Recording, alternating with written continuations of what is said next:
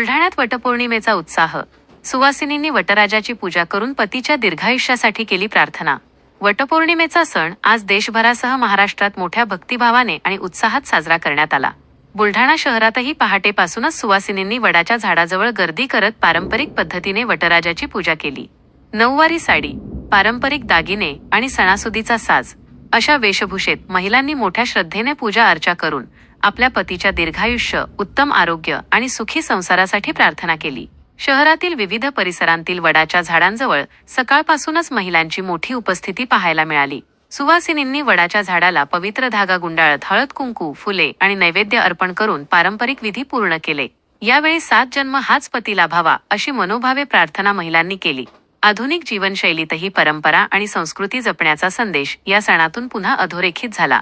पूजनानंतर महिलांनी एकमेकींना वाण देत शुभेच्छांची देवाणघेवाण केली.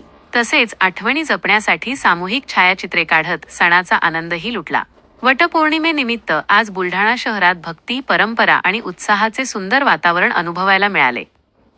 नमस्कार, मी शीला गायकवाड.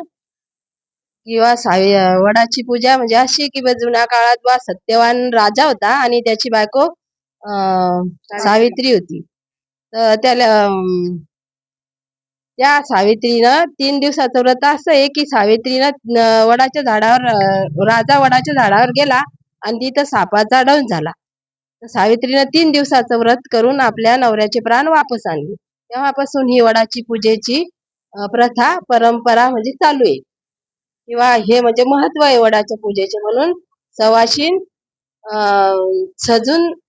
सजून वडाची शृंगार करून वडाची मनोभावे पूजा करते. 7 जन्मासाठी आपल्या पतीला दीर्घायुष्य मिळावं म्हणून ही सवाशीण पूजा करते.